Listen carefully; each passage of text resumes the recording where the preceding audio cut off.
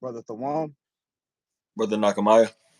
Khan, coming back at you with these precepts and another cold cut, giving all honor and all glory to Yahweh, by Hashem Yahweh Shai, Yahweh being the name of the Heavenly Father, who the world calls God, Yahweh Shai being the name of his only begotten Son, who the world calls Jesus Christ.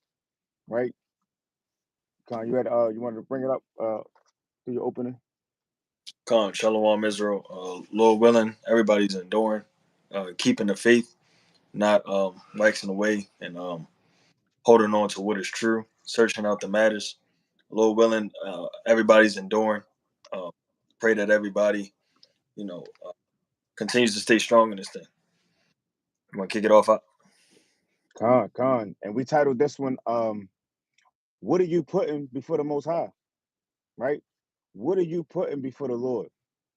And we really going to be going into idolatry, right? We're going to be going into idolatry, and idolatry is the worshiping of idols and graven images and these other gods. So we're going to kick it off with the classic, right? Straight off top, Exodus chapter 20 and verse number 3. The Lord says, I'm going to start at 2. He says, I am the Lord thy God, which have brought thee out of the land of Egypt, out of the house of bondage. So it's the God of Israel that brought the Israelites out of bondage. He's the one that we need to reverence and pay our homage to, because he's the one that called us. He's the one that established us as a nation, as his peculiar people, as his special people, right? Verse 3, thou shalt have no other gods before me. We should not be putting any gods before the Most High. We should not be putting anything before the Most High. Verse number 4, thou shalt not make unto thee any graven image or any likeness of anything that is in heaven above, or that is in the earth beneath, or that is under, or that is in the water under the earth. Thou shalt not bow down thyself to them, nor serve them, for I, Yahweh, thy God, am a jealous God, visiting the iniquity of the fathers upon the children, unto the third and fourth generation of them that hate me. So the Lord commanded us not to put any gods before him. That's the foundation of what it means, to have any type of religion or beliefs. Is whatever you believe in, you want to make sure that you steadfast in it. So us being Israelites and believing in Yahweh by Hashem Yahweh Shai, that's our God. There's nothing else before him. Right? Khan, you got it, King. Khan, let me bring this out. In the law, this is the book of Leviticus, chapter 19, verse 4. It says, turn ye not unto idols, nor make to yourselves molten gods. I am the Lord your God. The Lord said, turn not unto idols, because what do idols profit? Idols don't profit anything. You got people of the world, they have all these different things that they think is going to save them. They think that helps. I just drove past the what's it called? A psych. It was like a psychic or something. I forgot what the building is called, but it was like so and so psychic, and it said help with relationships and all types of other madness. And people, those people are trained. Those psychics, they're trained to make you hear what you want to hear.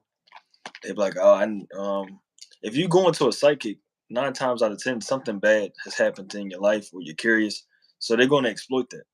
They're like, I'm sensing there's something going on in your life. There's something going on in everybody's life. So they don't be tricked about what those so-called witches say, because that's all they are. Witches just trying to take advantage of you.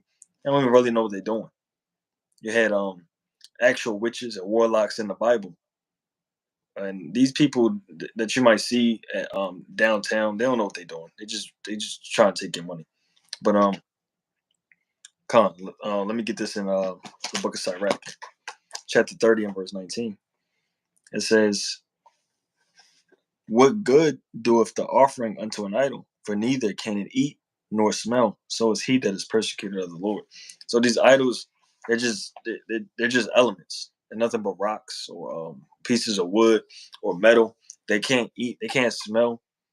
The Lord said serve him. The Lord said worship him, not not to serve the creator, not the creation. You got people worshiping vases and statues. How do you have how can you have somebody that manufactures millions of the same statues, and that's your god? But it's a million others like them. It doesn't make sense. You got it up. And so let me back off of that. In Baltimore, at the corner of what's that, Northern Parkway and Park Heights, there was a psychic that was there for like years. And then all of a sudden she was gone. There's another place in like, I think it was up Liberty Road. It was a psychic there for years and they gone. And I was like, if you so psychic, you know, how you ain't know your business was going to crash. You know what I'm saying? Hey, but the Lord said this in Psalms chapter 96, and I'm gonna start at verse 4. It says, "For the Lord is great and greatly to be praised. He is to be feared above all gods. For all the gods of the nations are idols, but Yahweh made the heavens." You see that? It says, "Honor and majesty are before him, strength and beauty are in his sanctuary." So the Most High, that's the one that we teach him. I mean, that's the one that we worship. That's the one that we serve. We don't serve, like the brother said, idols made with hands. We don't serve the gods of the other nations. The gods of the other nations, they're just idols. Buddha, that's an idol. That damn white Jesus, Caesar Borgia, that's an idol. And these idols plague the mind of our people. That Kaaba stone in Mecca, that's an idol. The Lord says that we're not to worship these things. We're not to bow down to these things. And when I was in the Christian church, they would have what they call the altar call, and you go up to the altar and you damn bowing down and praying and all that. Usually 9 times out of 10, there's a cross up in that pulpit somewhere. And you're literally bowing down before a cross and praying your supplications to what you believe to be the most high, but the whole time that's an idol. You're giving yourself over to an idol, right? The Lord says, "For all the gods of the nations are idols, but the Lord made the heaven," right? And then one more in Psalms 97 and number 7. Psalms 97 and verse 7 says, "Confounded be all they that serve graven images, that boast themselves of idols, worship him, all ye gods." So you see that at the end of the day, all of these other gods, they're going to be destroyed. All of these other gods, these different powers that are on the earth, and all of these different things that are set up, they're all going to be destroyed by the Most High. So we got to remember to keep the Most High first, keep the Lord first, right? Con, you got it, King. Come, like you said, all these gods and idols are gods of other nations. They're from other nations. They don't. They're not ordained by the Most High. All right. Let me pull this account up. This is First Samuel chapter 5, and I'm gonna start at verse 2.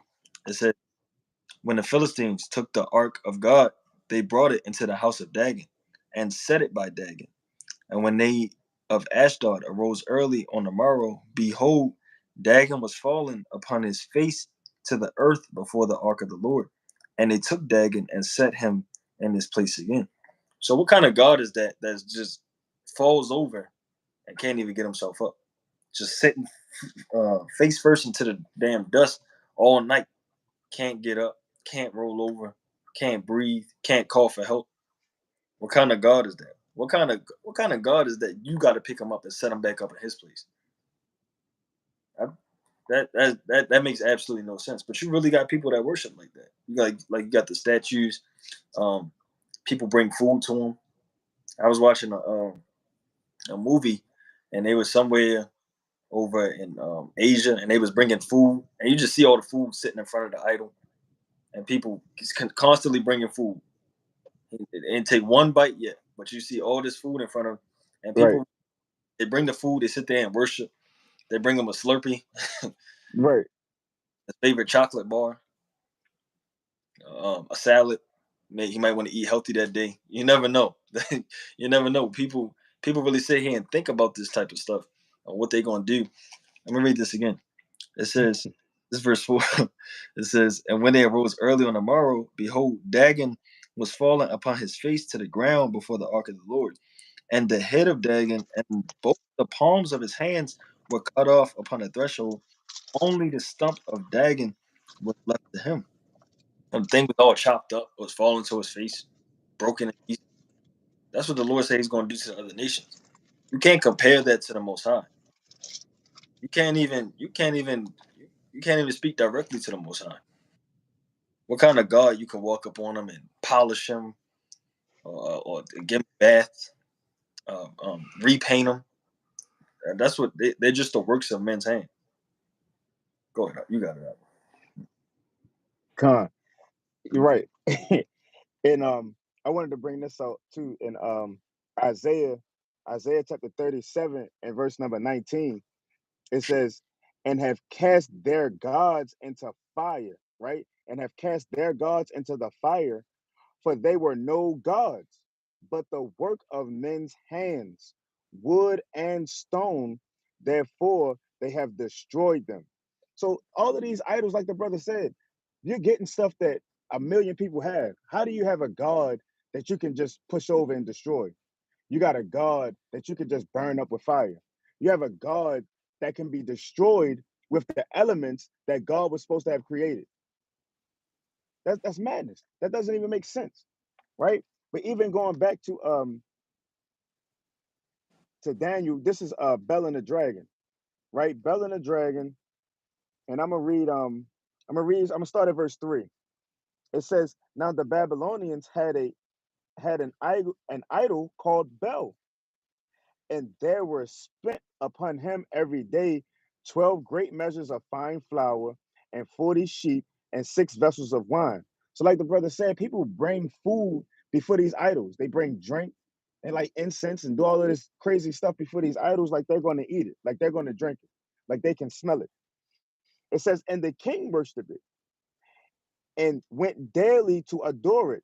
But Daniel worshipped his own God. And the king said unto him, why doest not thou worship Bel? Who answered and said, because I may not worship idols made with hands, but the living God, who have created the heavens and the earth, and have sovereignty over all flesh.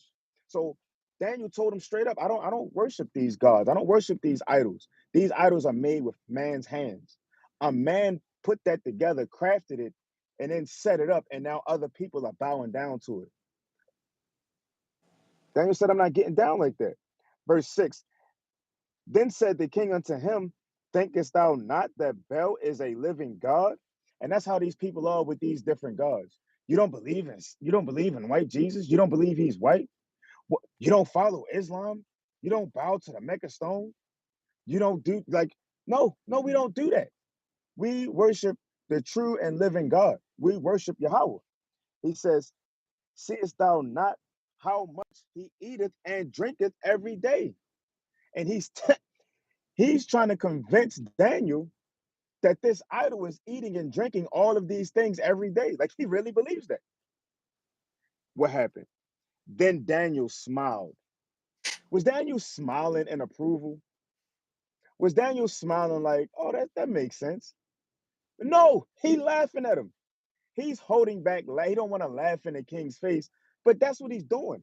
It says, then Daniel smiled and said, O king, be not deceived, for this is but clay within and brass without, and did never eat or drink anything. You see that? I'm going to jump down to verse 18. It says, and as soon as he had opened the door, the king looked upon the table and cried with a loud voice, great art thou, O Bel, and with thee is no deceit at all. So what happened was, just given the context, they set some food out overnight, but when they set that food out, Daniel did something that is about to be revealed. But right, you got the king saying, great art thou, O Bel, with thee is no deceit at all. Then Daniel laughed, right? Then laughed Daniel.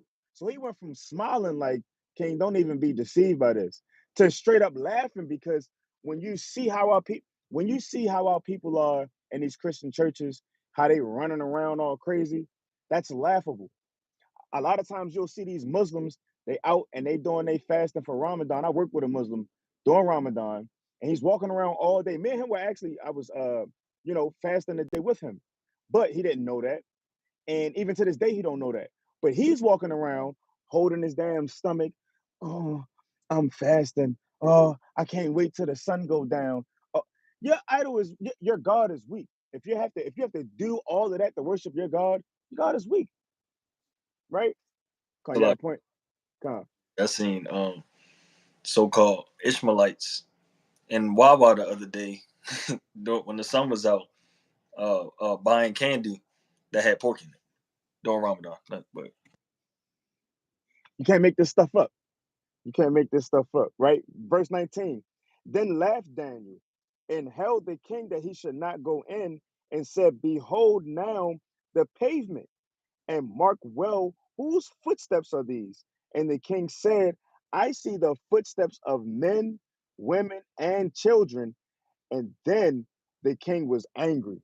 You see that? So they had they had like a trap door underneath for this bell or this idol, and they would come out, eat the food, right? And then go back under this little trap door or whatever. So it would seem like this statue, right? This false idol is eating, and he's eating every night, right? A dragon or so like I think Bel was a fish when you go into the Hebrew. Bel was a fish, and he's just eating all of the food. It's madness. Ain't no ain't no clay within and brass without eating anything. These are idols. And now people got to come out of that idolatry mindset. Right? Come, but you got it, King. con, yeah, like the brother said, it was laughable. Daniel was laughing at those things, because I mean we do the same thing because we don't fear these other idols. We don't fear these other nations. People come up and start talking about all this madness, and we just start laughing. Remember it was one time at camp, but Edomite. Remember that Edomite that was on the bike? He was arguing, and he was gonna call fire down from heaven. Oh yeah, And yeah, yeah, yeah, yeah. simultaneously, every brother in camp said, "Do it." We wasn't scared of that Edomite. He's no god to us. Nobody's worried about him. No. Like simultaneously at the same time, everybody was like, "Do it, do it." Call fire. Right. Everybody knew he wasn't going to do nothing. We were just On laughing, one accord. right? But like the brother was saying, all these idols, it's just wood and stone and concrete and asphalt. This is so-called. I had it pulled up. This is so-called Dagon that people worship, and I mean, and what is he going to do? What can he do? Is he a mermaid, a merman, mermaid man, and barnacle boy? What is this? People just it's just foolishness. You can't even if you were to go worship this god, you would never go find it. It's in the ocean, allegedly, or is it on the land? Is it man? Is it fish? Can he be cooked? Does that have fins? You got fins and scales? Like what is this thing? Is where you get the hat from? Did the hat stay on in the ocean? Is he lawful? Is it love? It's madness.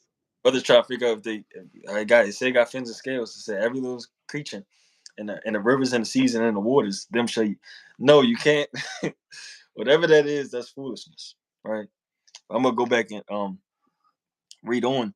It says in First Samuel chapter 5 and verse. I'm gonna read verse 5 again. It says, therefore neither the priest of Dagon nor any that come into Dagon's house tread on the threshold of Dagon and Ashtod unto this day. But the hands of the Lord was heavy upon them in Ashdod, and he destroyed them and smote them with emeralds, and even Ashdod and the coast thereof. And the men of Ashdod saw that it was so. They said, the ark of the God of Israel shall not abide with us, for his hand is sore upon us and upon Dagon our God. So the Most High was destroying those other nations for even putting them in the same room, the Ark of the Covenant and these other gods. The Most High was destroying these other nations. Let me get another account, and I'm gonna go first. I'm gonna read First Kings chapter 18, and I'm gonna go to verse 21, and it says, "And Elijah came unto all the people and said, How long halt ye between two opinions. If the Lord be God, follow him. But if Baal, then follow him. And the people answer him not a word. Then said Elijah unto the people, even I, remain a prophet of the Lord. But Baal's prophets are 450 men. Let them therefore give us 2 bullocks, and let them choose 1 bullock for themselves, and cut it in pieces, and lay it on wood, and put no fire under it. And I will dress the other bullock, and lay it on the wood, and put no fire under it. And call ye on the name of your gods, and I will call on the name of the Lord. And the God that answereth by fire, let him be the most high. And all the people answered and said, it is well spoken. So Elijah is so confident. He's like, all right, let's put it to the test. Let's put your gods to the test. Let's see if they standing on business, right? Let's see which God is going to prevail, is actually going to show up. Is it going to be your false gods and made of wood and stone that you just made up in your head, your imaginary friend, or is it going to be the Most High, right? I'm gonna read verse 25, and it says, "And Elijah said unto the prophets of Baal, choose you 1 bullock for yourselves, and dress it first, for ye are many, and call on the name of your gods, but put no fire under it. And they took the bullock which was given them, and he dressed it, and called on the name of Baal from morning even unto noon, saying, O Baal, hear us. But there was no voice, nor any that answered. And they leaped upon the altar which was made. And it came to pass at noon that Elijah mocked them and said, Cry aloud, for he is a God. Either he is talking, or he is pursuing, or he's in a journey, or peradventure he sleepeth and must be awake. So Elijah start clowning, start mocking him. He's like, look, maybe your God is on a walk. Maybe he's on vacation. Or he might have taken a nap, and his alarm didn't go off. That's how and that's kind of how our people get. You know, Con. Jake funny. Go ahead. Right. Are you able to pull that up in the GNT? Come. The 1 Kings 18 and 27. I left mine in the house, but when you read that in 1 Kings 18 and 27, it's like I see why Daniel smiled and why Daniel laughed. I see why, I see how the spirit of our forefathers were when it came to these false gods and these false idols, right? Right. The ones that really believed in the Most High, the ones that truly had faith. Come. You said in the GNT. Con, All right, 1 Kings 18. You want verse 27? con, All right, come on.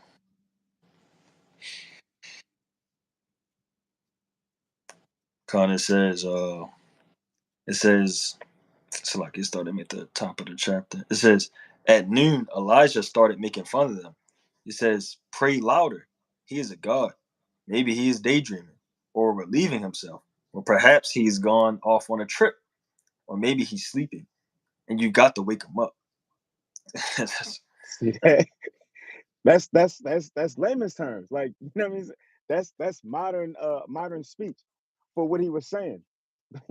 He probably your God is probably asleep, Right. right? Your God is probably out doing something, and you kind of gotta provoke, you gotta wake him up, or maybe he got you on hold.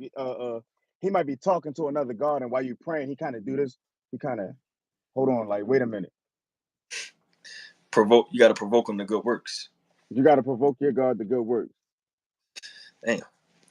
See that? Because of the other nation being idle. Right.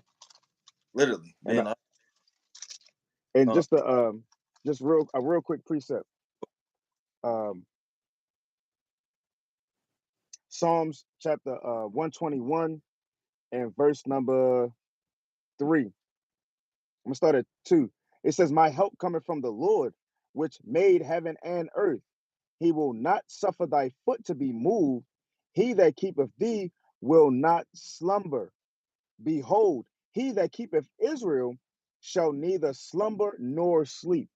So, the Israelites, we don't have that problem. When it comes to the Most High, we might see, or we might perceive things not to go on our time, but when it comes to matters of idolatry and really putting that level of faith upon the Most High and really jumping out there like that, hey, the Most High gonna show up, right? He's gonna make sure, but you gotta be sincere.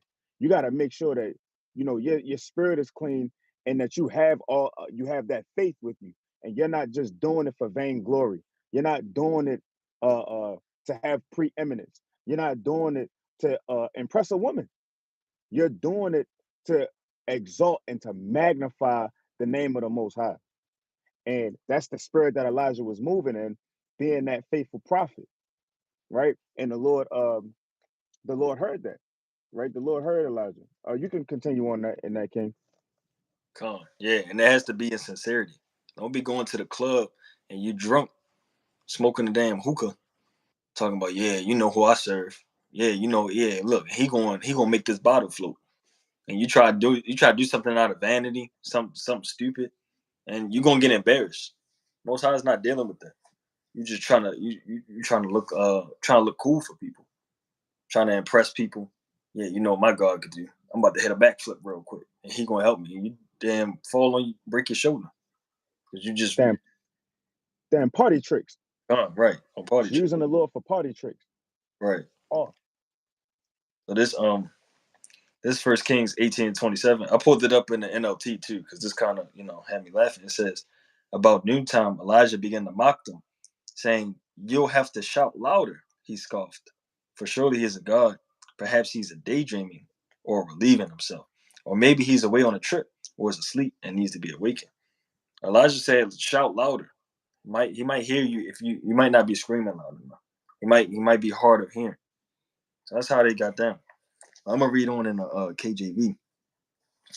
It says, "And they cried aloud and cut themselves after the manner with knives and lancets till the blood gushed out upon them." So they started they was losing it. They what they call crashing out now. That's what right. they started crashing out. They lost their minds. They didn't know what was going on.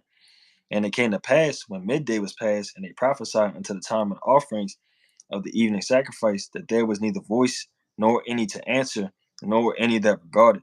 And Elijah said unto all the people, "Come near unto me." And all the people came near unto him. And he repaired the altar of the Lord that was broken down.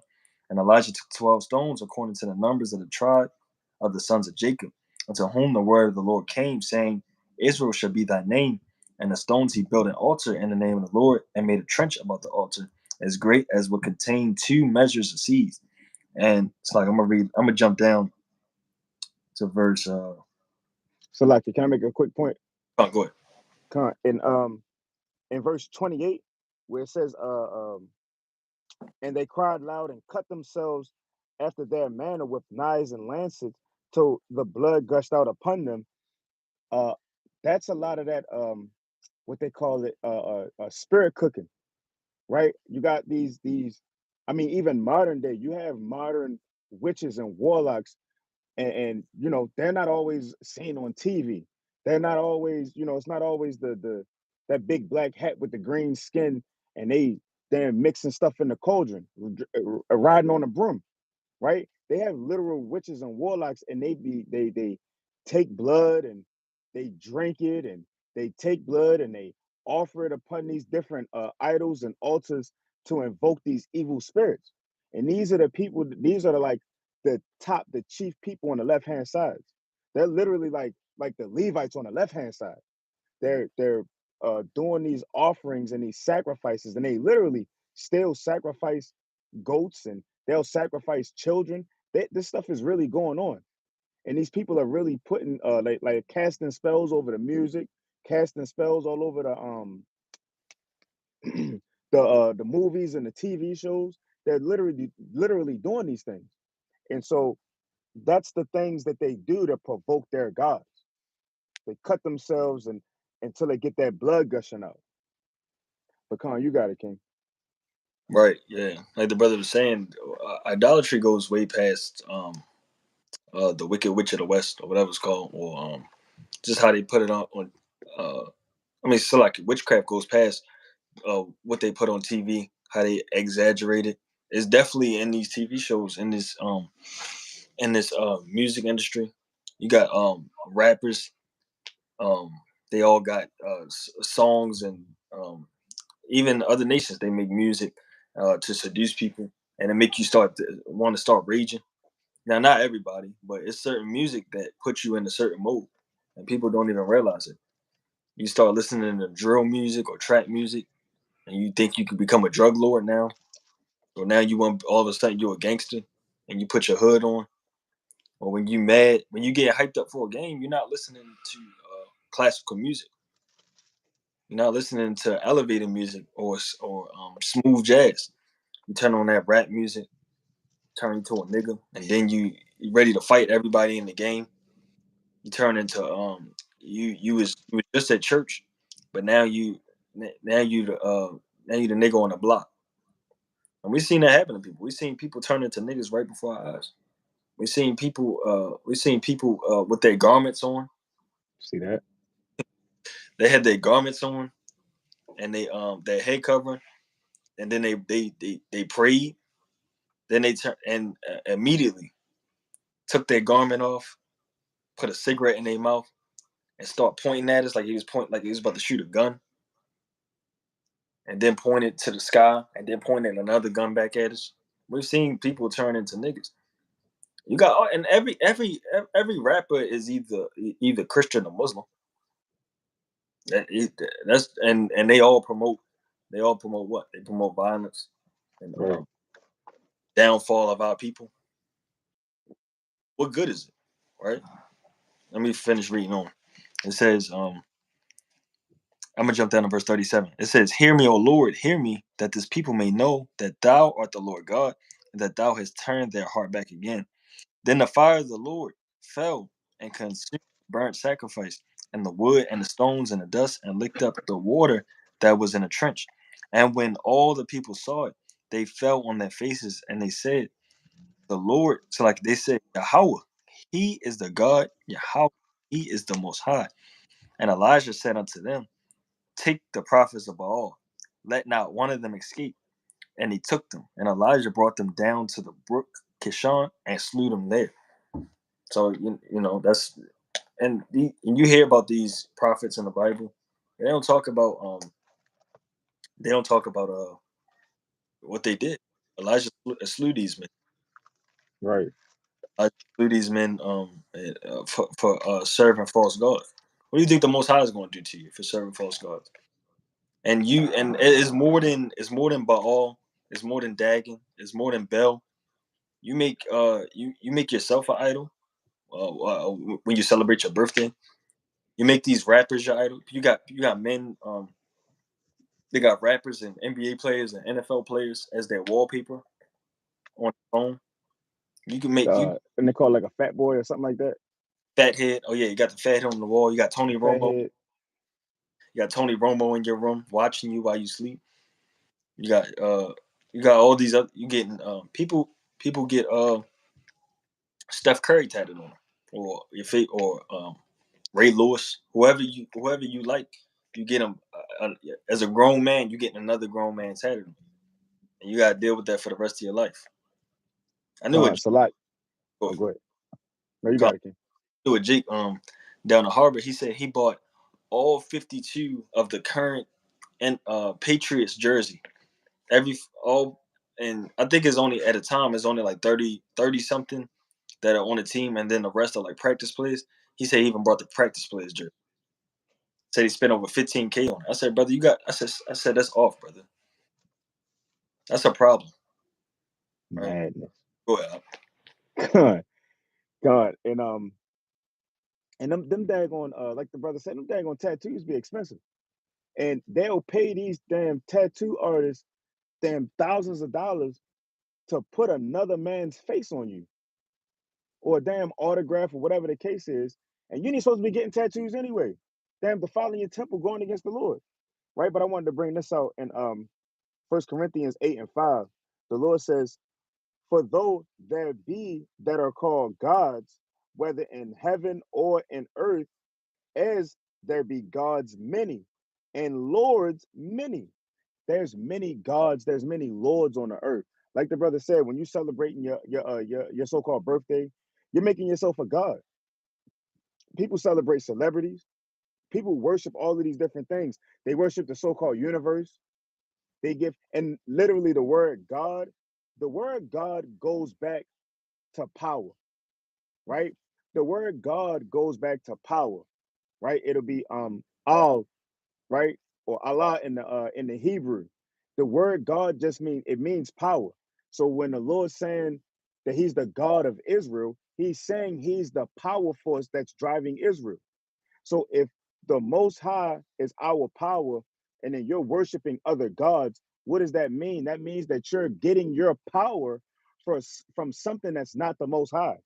So back to like when when a lot of people when they were in the world, whenever you would feel stressed, whenever you felt stressed, you would go turn to your weed, or you would turn to alcohol, or you would go to the club, or you would do something. That's you're making that your God. That's your power, right? That you're submitting yourself to, right? So there be gods many, and then it says there be lords many. A lord is also a person or something that has power. So a lot of times um, um, you'll read about lord, but then like say you have a landlord. Is your landlord the most high? Is he the creator of the heavens and the earth? No. Even here in Baltimore, Baltimore is named after Lord Baltimore from over in Europe somewhere. But is he the creator of heaven? No. That's just a title. That's just a person that has a certain amount of power over something, right? And the brother and somebody put it in the chat. Even Baal means Lord. That's what it means. But that is a title. God is a title. Lord is a title.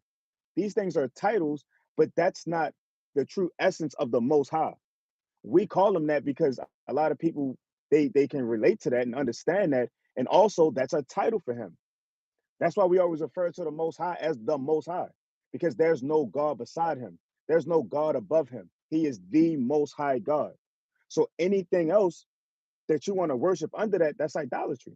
Whether it be yourself, whether it be celebrities, whether it be white Jesus, whether it be drugs and alcohol, whatever it is that you're putting to help you get through something, that you're making that your God, where we should be turning to the Most High. There's nothing wrong with getting a glass of wine or taking a shot or whatever the case is, but you got to do it moderately and do it in season. But you don't want to rely on that for your relief, right? So I'm gonna read that again. For though there be so like for though there be that are called gods, whether in heaven or in earth, as there be gods many and lords many, but to us there is but one God. There's only one power, the Father, of whom are all things, and we in him, and one Lord, right? One person that rules over us. There's one Lord, Yahweh Shai HaMashiach, whom are all things, and we by him. So we understand that Yahweh Shai is our Lord, and the Most High Yahweh, he's the God of gods. But Yahweh Shai, he's the King of kings. So that's how we get Lord and God here, amongst the world of Israel. But we don't have any other gods before the Most High. There's no king above Yahweh Shai. And we acknowledge and establish that. And we stand on that. But Khan, you got it, King. Come, like the brother was saying, those are just titles we use for reverence. Also, brothers got to realize, we speak in a different language than what we did in the old time. So right now, when we speak, we got to relate to the people. We can't just start naming off a bunch of random stuff people who don't read the Bible, who don't read it as often, never heard of before, or start speaking in Hebrew. People are not going to understand those things. So right now, when you hear us say things, it's us referring to and relating to the people as a teaching moment. But let me get this in Deuteronomy 29 and 17. I'm gonna start at 16. It says, "For ye know how we have dwelt in the land of Egypt, and how we came through the nations which ye passed by. And ye have seen their abominations, and their idols, wood and stone, silver and gold, which were among them." So when we came out of Egypt, they had their idols. They got that in Egypt, what they got called Anubis. They got other gods. They worship cats, and they got the Sphinx things they worship. They got They worship these different gods. They worship animals and owls, and you see all types of hieroglyphs of things they worship. We They got got a whole host of gods. yeah, it's It's almost it's a lot of them. The con selected. no, it's all good, but like yeah, you got a god for every single problem you got. Got one for you for when your back hurt. Got one for when you nauseous. You got one for when you depressed. You got one for when you sleepy. One for anxiety, and that's how it is today. People got all these different gods for when those things happen. You got people they be like, oh, I'm stressed. I got to hit my blunt. I got real bad anxiety. Everybody who smokes got real bad anxiety because that's all we hear. All we hear. What you smoke for? I don't do it to get high. I got real bad anxiety. Everybody says that. Right. Everybody's so anxious.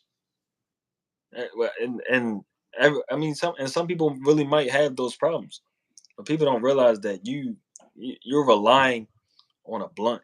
You're relying on weed instead of actually relying on the creator. Actually searching out matter, meditating in the precepts, trying to keep the law. People don't do that. They just go straight to an easy, quick fix. They go to the pharmacy and try to get some medicine when those things are probably making things worse. It might make you feel good for a little bit, but it's making you worse.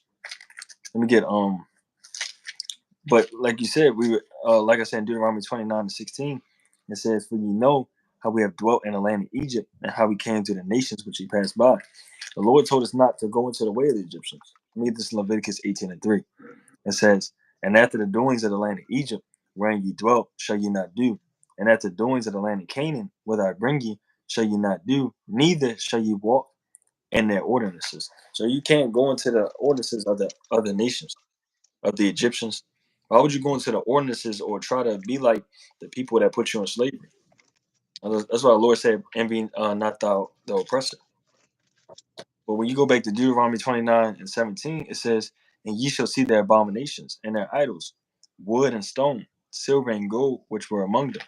Wood and stone. What do we always bring up? Christianity and Islam. And we know about Christianity. We're going to talk about that. We're going to talk about Islam. Let me get Leviticus chapter 26 and verse 1. It says, "Ye shall make you no idols, nor graven image, neither rear you up a standing image." So uh you got standing images. You got that what's that thing? It was it in Rio when you got see Yeah. That Caesar Borgia standing with his arms all wide. arms on wide. Um, you got other standing images. You got I think you got one in China, a Buddha. It's supposed to be I don't even know how high it is. It's supposed to be like a ridiculous amount. You got like you said, you got the Sphinx in Egypt. People worship these things. These are standing idols. You got the I saw a video, I think in Texas in church, they had this giant cross, and it was like I don't even know how many feet it was high it was, but you had like over 10,000 people at the worshiping it, worshiping the cross. They don't even know they don't know what's going on. They're just doing it just to do it. It says, "Neither shall ye set up any image of stone in your land to bow down to it, for I am the Lord your God." The Lord said you're not supposed to be bowing down to stones. You bowing down to rocks. You got the cobblestone in Mecca that they go bow down to. The Quran teaches you to read the Torah, and if you're going by the Torah, you're breaking the commandment by worshiping those rocks. Don't they, and if I'm not mistaken, I'm not too familiar with. Don't they say Allah is in the rock? Yeah. Something like that. Something along those lines. I could be mistaken, but if I'm not, I think that Madness. Allah is in the rock. And they And putting their damn mouth on it. they kissing it, getting bumps. Salaki. Yeah, as we say, somebody got like a herpes or syphilis or something from kissing that damn thing. Yeah, Wildly. getting bumps, getting a bump on your lip, Getting the bum bump. and you don't know why, because you're over there kissing rocks when the Lord told you not to. Right? Let me get you got a precept on that, or I got another one for you. Con, I got a precept on that. Um, What was I getting? Oh, Salakia and Baruch, Okay. Khan, Baruch. What I wanted, Baruch 6:39. Salakia. I had a lot of it was a lot of precepts on my mind. Baruch 6:39. The Lord said,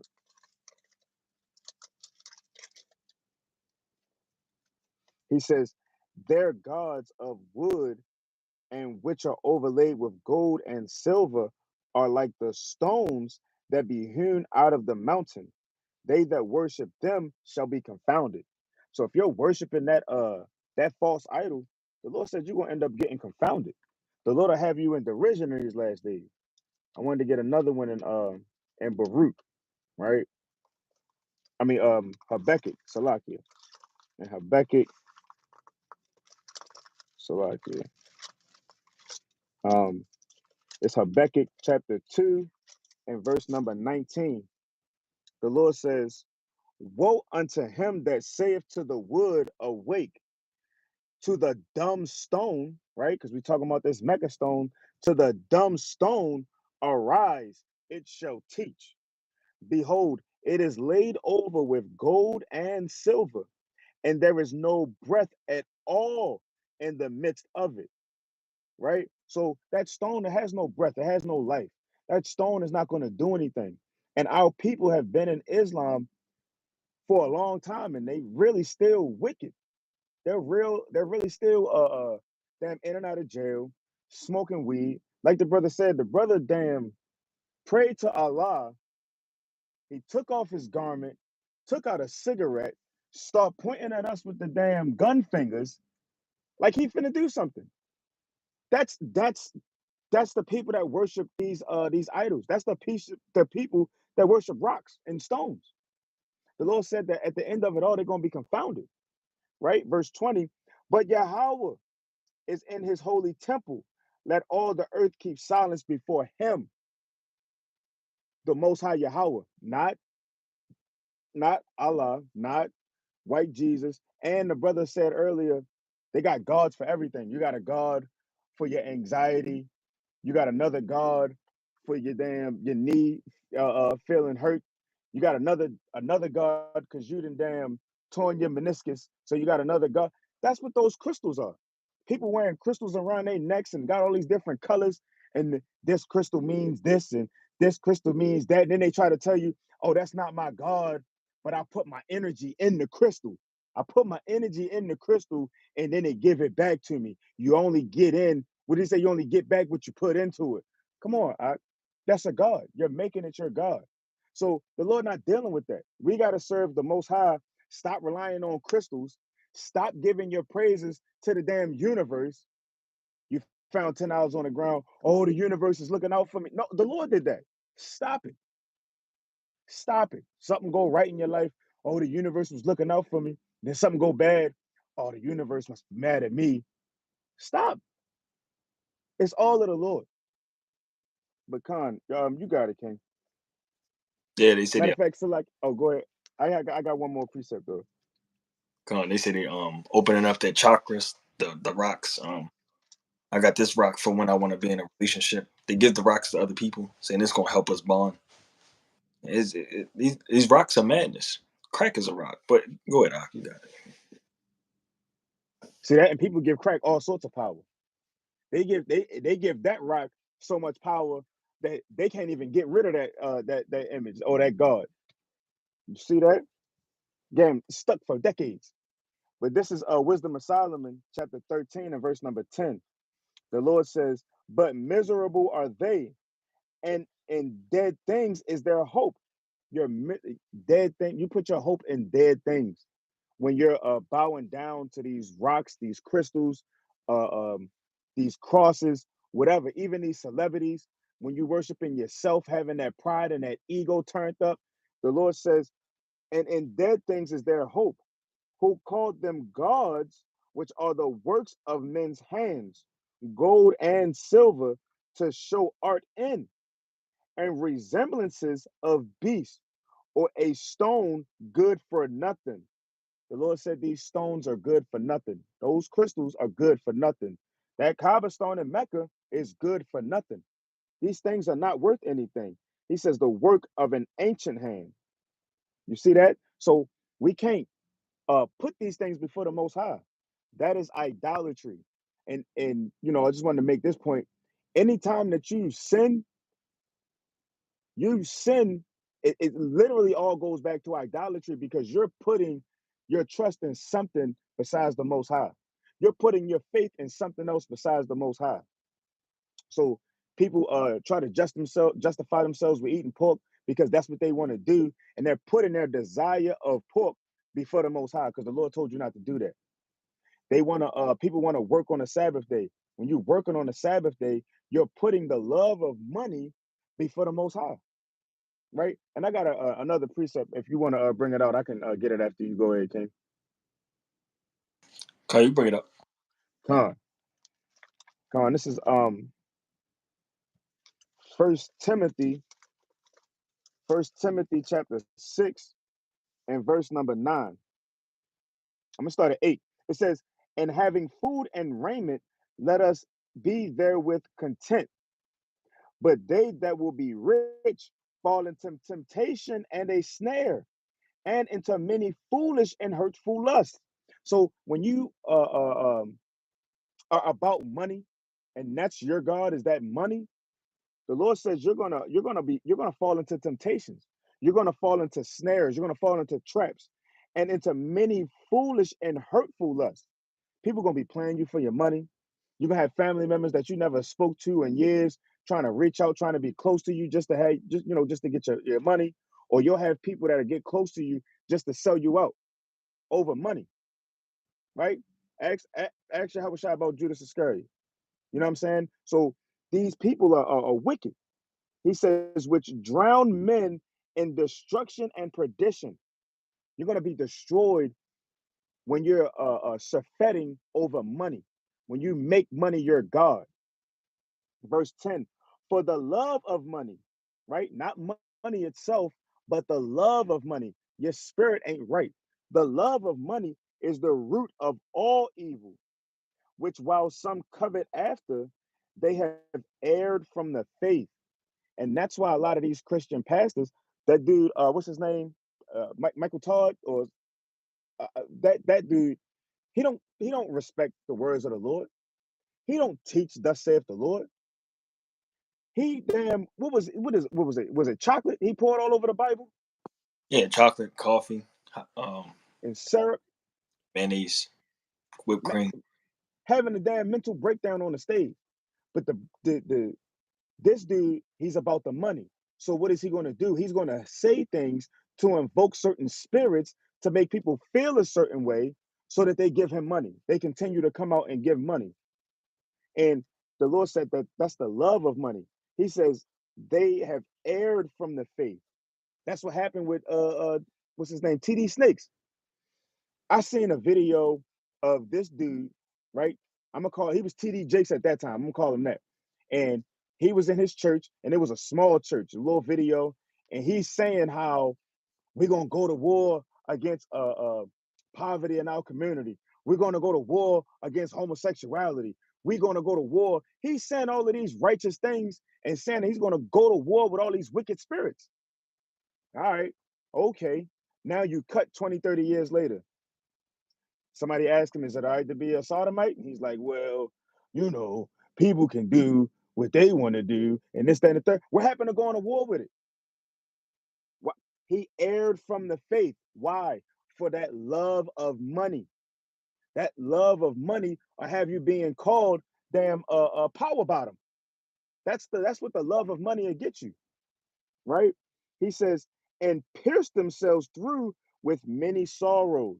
Because a lot of these people, when they sacrifice or when they do these sacrifices, they so-called sell a soul, they are doing things that they wouldn't normally do. They out of character. They got different demons and spirits on them that they're operating in, and they're letting these demons operate through them, and they hate themselves about that.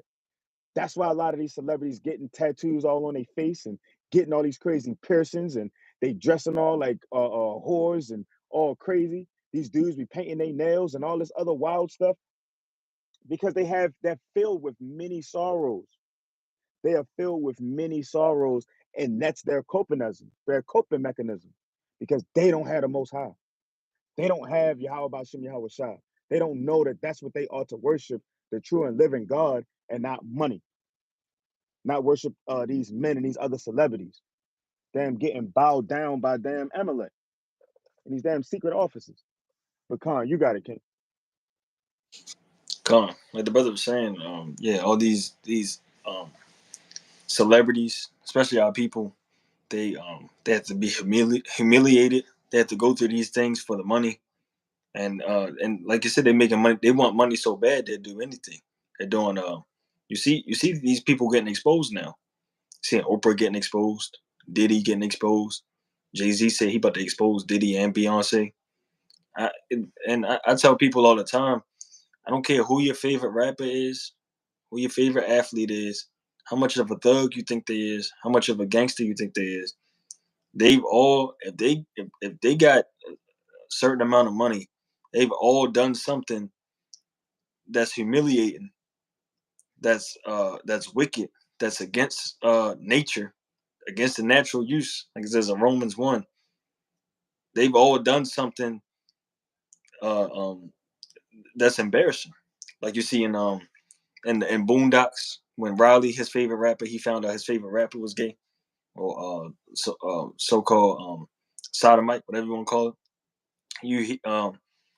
You find out these things, and that's your favorite rapper also. I don't care who he That's is. Khan. That's exactly what I was going to say. Your favorite rapper. I don't care who he is.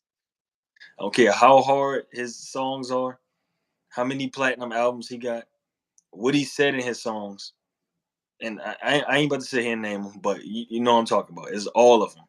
Every the most gangster rapper you could think of has done something strange. What they say, doing something strange for a piece of change. Right.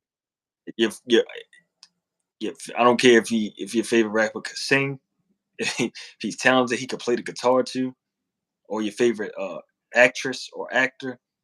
Like, no, he wouldn't do that. He wouldn't do that. Your favorite basketball player, Dwight Howard, 6'11", 6'11", 250, 260, whatever he is, 280, and you see what's going on with him. But Mm-hmm.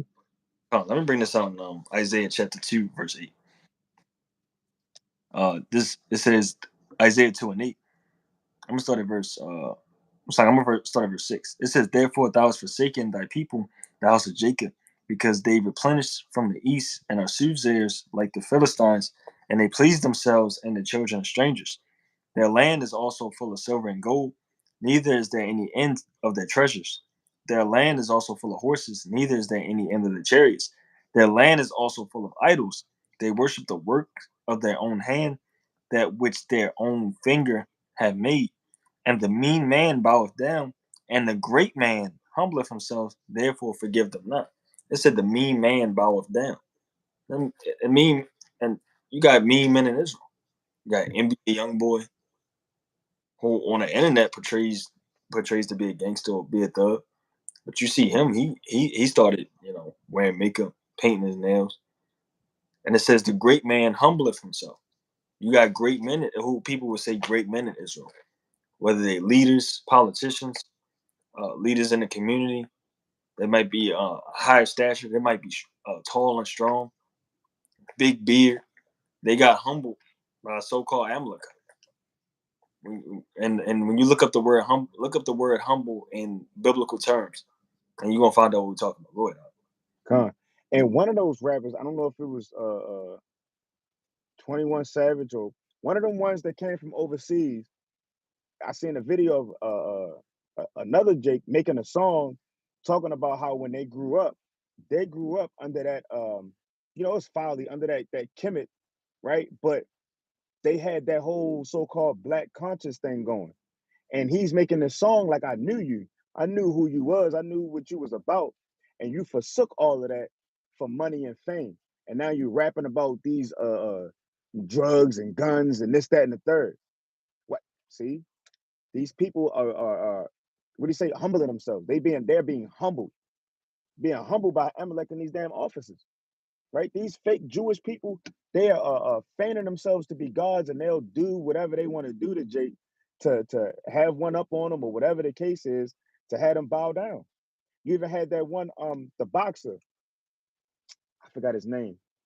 Um, and he fought against Tank Davis, but he came out and was saying, yo, they were sacrificing children and this, that, and the third, and he was going to expose them and all this, that. And then I think a couple weeks later, he was like, look, y'all, I'm sorry. You Mm-hmm. know, I ain't saying that no more. Whenever I come on my social media, it's always just gonna be strictly about boxing. They didn't said something, Thawada, Ryan Garcia, right? Coming out, he was trying to expose him. He finna scream out on the mountaintop. Mm-hmm. Then all of a sudden, he turned back around. He real humble. Yeah. He got humbled greatly, Yeah. apologizing. You see that? So these men, they have to go through these different things, and they're set up as images for our people. They're set up to uh, uh, push the minds of our people to go a certain direction, to go in a certain direction. That's why you don't see, the Hebrew Israelites on TV. You don't see us represented well in movies or represented well on TV because they don't want that mindset out to the people. They don't. They want to show us just in debates, but all of those beautiful builds that we done had with people, they don't highlight that. Even Israel themselves, they don't highlight that because they like that drama. They like that tension, that back and forth. But these beautiful builds that we done had with people, watching people take idols off of their neck and throw it in the harbor, or watch people stomp out their cigarettes, they don't want to highlight that. They will never represent the Hebrew Israelites in that type of light. Why? Because that narrative that they want to push is for so-called black people to be niggas, thugs, gangbangers, pimps, our women to be whores and thoughts. They pushing sodomy on our people real heavy. They want us to be everything wicked, right? Even what's her name? Monique. Monique didn't get an award until she was that nasty woman in Damn Precious, cussing and being nasty as hell. So, Yeah. And like the brother said, like you gotta go with the flow if you want to make it in this society.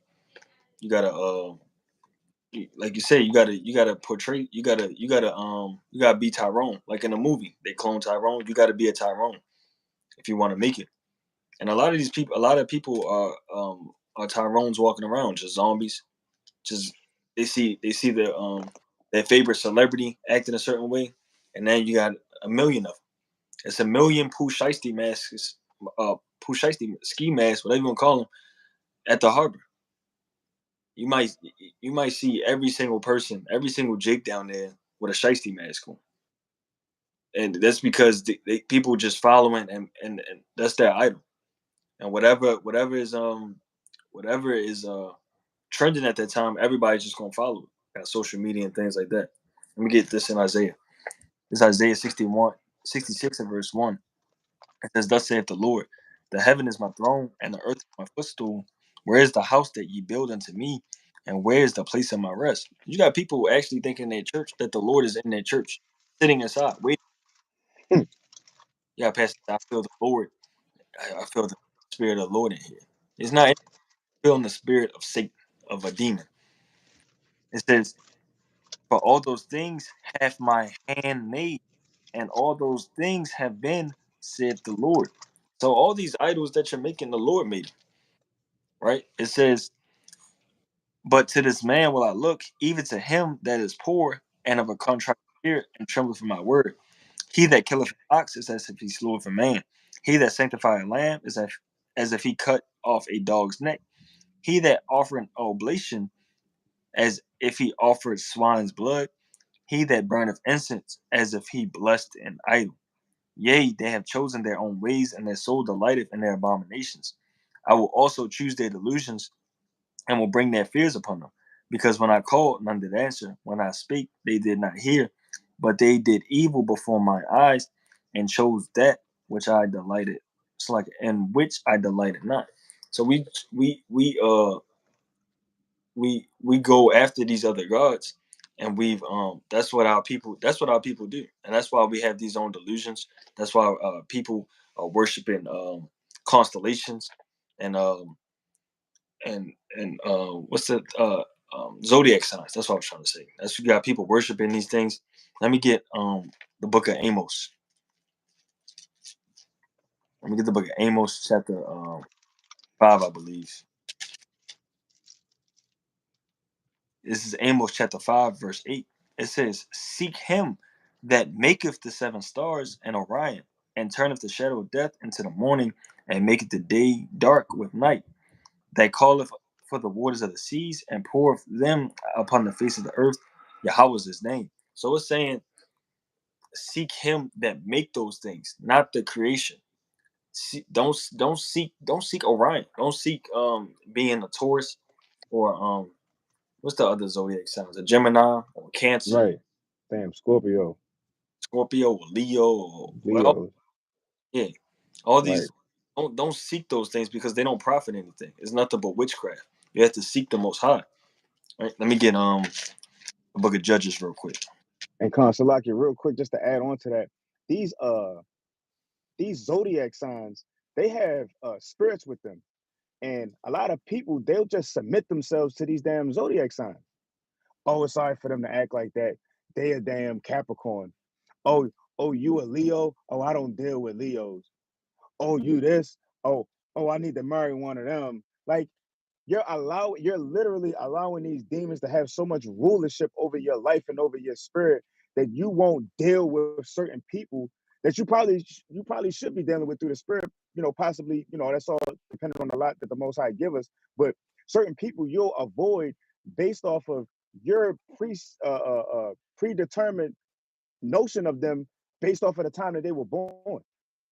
That's madness. That is utter madness. You cannot allow yourself to just submit yourself to a spirit just because of the time that somebody was born in. That's goofy. Pecan, you got it, King. Yeah, that's absolute foolishness. That just because somebody was born in May, you can't talk to somebody that was born in June. As is absolute foolishness to what our people come up with and actually believe that stuff.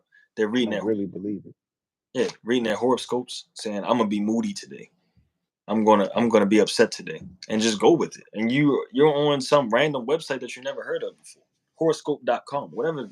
I never was into that stuff, so I don't even know where to go to find that stuff. But you got apps, people download apps on their phone. People really make a god out of anything, and you gotta realize how dangerous that is, because you might have made a god, and you not even realize it. You might have made yourself a god. Oh, I know everything. I know every single thing. I know what's right and what's wrong. Everybody should follow my mindset. If everybody follows my mindset, the world will be a better place. You're making yourself a god.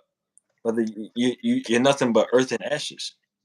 Hey, You sit at home all day, and it's always the people that don't do anything.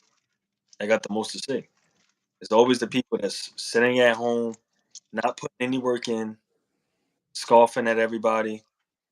That got stains on their shirt from 3 days ago because they never changed their shirt because they haven't left the house. Don't have a job. They're not providing for their family. see that? Beating off other people, being keyboard warriors. That those type of people fall into idolatry and they don't even realize it. Let me get this in Judges chapter 10. It says, Judges chapter 10, verse 10. And the children of Israel cried unto the Lord, saying, We have sinned against thee, both because we have forsaken our God and also served Baalim. And the Lord said unto the children of Israel, Did not I deliver you from the Egyptians, and from the Amorites, and from the children of Ammon, and from the Philistines? The Zidonians also, and the Amalekites, and the Moabites did oppress you. And ye cried to me, and I delivered you out of their hand. So Israel continued to go off and serve these other gods. And we cried unto him, and he still delivered us. But we still want to go back into idolatry. And we still want to be like these other nations. We still want to be like the Edomites. Chiefly, our people want to be like the Edomites, and we want to be like the Ishmaelites, and we want to be like the Moabites, and we want to be like the Ammonites, or the Hagarenes. Right. Brothers, Brothers want to be the Hivites, right? It says, this verse 13, it says, Yet ye have forsaken me and served other gods. Wherefore I will deliver you no more. Go and cry unto the gods which ye have chosen. Let them deliver you in a time of your tribulation. These other gods aren't deliver us in the time of our tribulation. We just seen the so-called young Jake that just got shot not too long ago in Baltimore. These other Mhm. gods, and it could be at any time. People like people like, I know God got me. God don't play about me. I hear that all the time. God don't play about me. You're still subject to get ran over by a truck or get mauled by a lion or something. People are so proud. That's another demon people deal with, and it becomes an idol. Pride. Holding the precept. Come on, go ahead. Con, con, con. This is Sirach chapter 10 and verse number. I'm gonna start at 11. It says, "For when a man is dead, he shall inherit creeping things, beasts and worms." So why even be proud to begin with? Because at the end of the day, you give up the ghost, your body's going back into the ground, right? Verse number 12. The beginning of pride is when one departeth from the Most High, and his heart is turned away from his Maker. For pride is the beginning of sin, and he that hath it shall pour out abomination. And therefore the Lord brought upon them strange calamities and overthrew them utterly. So pride is that's you making yourself a god, because pride is when you turn yourself from your maker. So when you feel like you know better than the Most High, or when you feel like you can maneuver something or do something over what the Most High got going, you're deceiving yourself, right? And you're gonna set yourself up, and that's pride. And really, that's idolatry, and you putting yourself before the Most High. You putting your own thoughts and your own will and your desires before that of the Most High. And so if you're not submitting yourself to the Most High, that's idolatry, because whatever it is, whatever the reasoning is that you're not keeping the commandments, you're not keeping the faith of Yahweh Shah, you're not following these ordinances, whatever the reason is, that's you putting something before the Most High, and that's your pride to think that something else is going to work over what the Most High got in store or what the Most High got planned. That's off, and that's wicked. And the end of it, he says, and therefore the Lord brought upon them strange calamities and overthrew them utterly. You see that? So you'll get overthrown by your own pride. You'll get overthrown utterly by your own intentions, by your own will, and following your own heart, because your heart is desperately wicked. It's deceitful above all things. Who can know it, right? Roughly paraphrasing. So we got to make sure that we're not moving in the spirit of pride, that the Lord don't destroy us, right? Like, can you read verse 9, Baba Shah? Verse number 9, the Lord says, "Why is earth and ashes proud?" You see that? There is not a more wicked thing than a covetous man. For such an one sitteth his own Salakia. For such an one setteth his own soul to sale, because while he liveth, he cast away his bowels. Right? And really that's going into selling your soul as well, right? And being prideful, putting yourself before the most high. But Khan, if you got something, I got another precept real quick. Bring it up. This the book of Matthew, chapter 19. This is a classic we always bring out. This is the book of Matthew, chapter 19, verse 16. He says, And behold, one came and said unto him, Good master, what good thing shall I do that I may have eternal life? And he said unto him, Why callest thou me good? There is none good but one, that is the Most High. But if thou wilt enter to life, keep the commandments. He saith unto him, Which? Yahweh Shah said, Thou shalt do no murder, thou shalt not commit adultery, thou shalt not steal, thou shalt not bear false witness, honor thy father and thy mother, and thou shalt love thy neighbors thyself. The young man saith unto him, All these things have I kept from my youth up. What lack I yet? Yahweh Shah said unto him, If thou wilt be perfect, Go and sell that thou hast, and give to the poor, and thou shalt have treasure in heaven, and come and follow me. But when the young man heard the saying, he went away sorrowful, for he had great possessions. Why did he go away sorrowful? He had great possessions. The Lord said, if you want to be perfect, get rid of them possessions. They if you keeping all these other commandments, that shouldn't be a problem.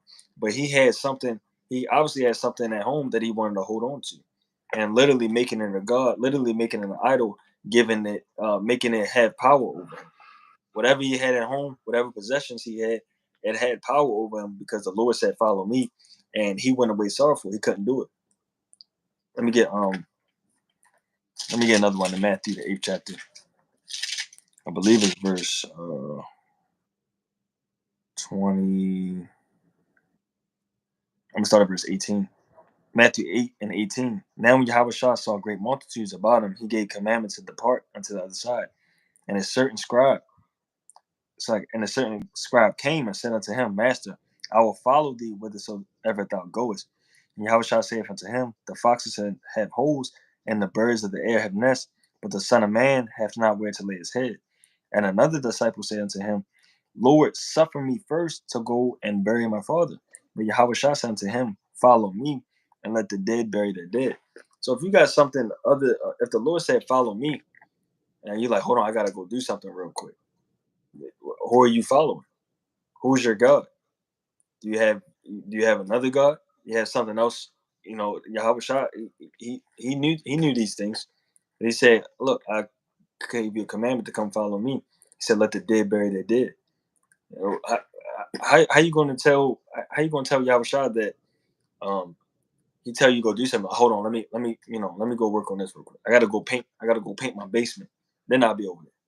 And a lot of people do that and don't even do that. Don't even realize. A lot of people who are coming into the truth, the the individualites, the brothers that don't want to come out the camp. A lot of people do that. They're like, hold on, I gotta go do something, and then I'll be out there, and they don't show up. You got people like, I'm taking my time. I wanna I don't know. I don't want my job. My job might say something. You putting other things before the Most High. People do it all the time. We hear everything. I'm sick. I'm not gonna be able to make it out. The drive is too far. I'm not gonna be able to make it. All type of excuses that you're putting before the Most High, before doing Excuse. excuses. And that's what they are. And it's brothers in our camp that not the boast, but you got brothers in the camp. They make sacrifices to make it out there to camp. So unless it's like really something drastic, brothers really don't have no excuse to not put in the work in. Even if you can't make it out the camp, put some type of work in sincerity, not in vanity, not in your pride, not for views, not for clicks, but in sincerity. Go ahead. Con. And I pray the Most High is having mercy upon the brother's soul for Elder Caleb. Elder Al. Caleb, he went out, he was out, he had damn brain surgery. He had brain surgery, and they released him from the hospital. And we talking like 3-4 days after being released from the hospital, he come walking up the camp with that patch in his head and a cane, coming to camp, right? That's brothers don't have excuses. We had another elder, he in his 70s, and he got to walk with a cane, he got to walk with a walker, and this elder was coming out, right? These men are of uh, substantial age, and they're still coming out to do the work of the Lord, right? Go ahead, King. A quick point on that. We used to have to beg Elder Caleb to sit down. He was like, please, like, Right. no, no, no, give me. I can do it. I can do it. We're like, Elder, please, relax. We got it. We got younger men up here that can handle this. He's like, no, no, no, I'm good. We're like, Elder, please go sit down, Just sit down, please. please. But that's his zeal, and I got another account, and we can start winding down. But yeah, you got those elders, and then you cut to I ain't coming out. I got a headache. Brother might damn not come to camp because he didn't stub his pinky toe. My pinky toe, it kind of swelled up, so I ain't gonna come out to camp. Man, if you don't limp your body out there and put in this work, Stop playing games. Got the Stop sniff. playing games. Right. Brother said he got the sniffles. That's an actual account. In real life, our brother said he got the sniffles and didn't come to camp. This is 2 Kings chapter 10 and verse number 16, right? It says, and he said, come with me and see my zeal for Yahweh. So they made him ride in his chariot. You see that? So that's one of our kings, Jehu. He said, come and see my zeal for the Lord. What did he end up doing? Right? What did his zeal end up doing? Let me see. I'm gonna jump down to verse 18. It says, and Jehu gathered all the people together and said unto them, Ahab served Baal a little, but Jehu shall serve him much. You see that? So I'm gonna jump down to verse 20. And Jehu said, proclaim a solemn assembly for Baal, and they proclaimed it. And Jehu sent through all Israel, and all the worshippers of Baal came, so that there was not a man left that came not. And they came into the house of Baal, and the house of Baal was full from one end to the other, to another. So Jehu is saying, hey, I'm about to do a whole sacrifice for Baal. So everybody that worship Baal, y'all come on out. Right? Everybody come on out. And they filled the temple of Baal with everybody, right? Everybody that worship Baal. It says, I'm gonna jump down to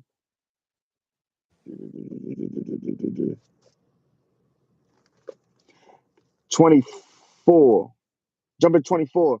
It says, and when they went in to offer sacrifices and burnt offerings, Jehu appointed fourscore men without and said, if any of the men whom I have brought into your hands escape, he that letteth him go, his life shall be for the life of him. And it came to pass, as soon as he had made an end of offering the burnt offering, that Jehu said to the guard and to the captains, go in and slay them. Let none come forth. You see that? So he did a sacrifice to Baal that was basically mocked. It was phony, it was fake, just to get all of Baal's worshipers in one spot. And then he had his captains and his officers to come and slay everybody that worshiped him. And what do you think the Lord is going to do in these last days? If you are an Israelite and you are worshiping these false gods, you are going to be destroyed by Yahweh, by Shem Yahweh Shai. Whether it be pestilence, whether it be by the sword, whether it be by famine, whether it be by a damn straight bullet, whatever the case is, the Lord will destroy you for worshiping these false idols. And that was the spirit that Jehu had on him. He said, come with me and see my zeal for Yahweh. So we got to be moving in that same spirit of having a zeal for the Lord. And really, when you go into zeal, that's talking about being on fire for something, right? That's talking about being having a righteous jealousy for the Most High. So when we see our people following Catholicism or following Islam, I know a Eve that follows damn Buddhism. That your zeal gets inflamed. It makes you angry. It makes you upset. It make you want to do things to him, but we can't. We got to stay in the spirit and we got to wait on the Most High, because the Most High, he's going to get down, the way Jehu got down, but we talking times 1,000, right? And I wanted to bring out one more point, and then brother, we can bring out our closing precept. Deuteronomy 16 and 21. The Lord says, thou shalt not plant thee a grove of any trees near unto the altar of the Lord thy God, which thou shalt make. And a grove, you read about the groves a lot, especially in First and Second Kings. The groves is carved out idols of wood. And these people will carve out these idols of wood and they'll stand them up. The Lord said, don't have them, especially not near the altar. Don't have any groves set up. And when you go into the history of it, groves they ended up becoming like poles. And so when you go into the history of it and how it kind of moved into modern times, a lot of these strip clubs, because those groves were women, they would go back to Ceramis or Ishtar or the female counterpart of Baal. And that goes back to it would be like a pole, but it would be in the image of a woman. You see that? And so now you got these strip clubs. Those are your modern day groves. And the Lord said, we ain't dealing with that. That is idolatry. That's wickedness, right? And lewd behavior. So Israel, no worshiping false idols. No idolatry in these last days. We worship the true and living God. But Khan, you got it, King. God, I'll bring out my closing point real quick. This is the book of Psalm, chapter 95. I'm gonna start at verse 1. It says, "O come, let us sing unto the Lord. Let us make a joyful noise to the rock of our salvation. Let us come before his presence with thanksgiving and make a joyful noise unto him with psalms. For the Lord is a great God and a great King above all gods." The Most High is above all gods. Whatever God you have, whatever power, something you think you rely on, Most High is above that. That's who deserves the honor, glory, and praises. It says, "In his hands are the deep places of the earth. The strength of the hills is his also. The sea is his, and he made it. And his hands formed the dry land." It says the sea is his. It's not Poseidon's. It's not Aquaman's or whoever you think rules the sea. It says, Damn, Dagon. yeah, it's just, yeah, daggone. He's not in there swimming around. It's not his. It says, "And his hands form the dry land. O come, let us worship and bow down. Let us kneel before the Lord our Maker. For he is our God, and we are the people of his pasture and the sheep of his hand. Today, if ye will hear his voice, harden not your heart as in provocation, and as in a day of temptation in the wilderness, when your father on my word. 40 years long, I was grieved with this generation and said, it is a people that do err in their hearts, and they have not known my ways, unto whom I swear in my wrath that they should not enter into my rest." So the Most High, he's not, like we always say, the Most High is not a nice guy. He's merciful, he's forgiving, but he's not going to be mocked, as it says in Galatians 6 and 7. Right? You can't just do whatever you want to do. You can't serve these other gods. You're not going to be in the kingdom of heaven. You're not going to be calling on other gods. You're not going to be wearing your garments from other religions. Those things aren't happening. We worship the one and true Creator, that is Yahweh Ba'Shem Yahushua. Come on, you got it out. Khan. And to this brother, or whoever this is, John Tucker, the brother didn't say just go with the flow. He ain't saying, he wasn't advising for our people to go with the flow. He's saying the wickedness that happens to people that do go with the flow. I just wanted to make that point. This is Exodus chapter 34, and I'm gonna start at verse 12. The Lord says, "Take heed to thyself, lest thou make a covenant with the inhabitants of..."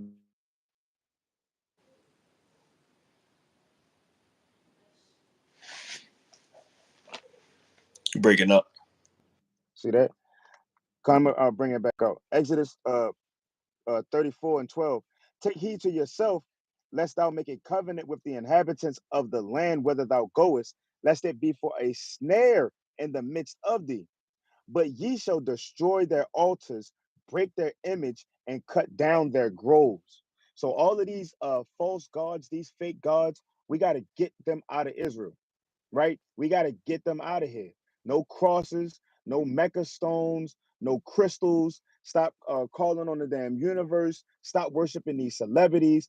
Humble down. Stop having a lot of pride in yourself and boosting confidence in yourself, because earth and ashes shouldn't be proud, right? Verse 14, "For thou shalt worship no other God, for Yahweh, whose name is jealous, is a jealous God."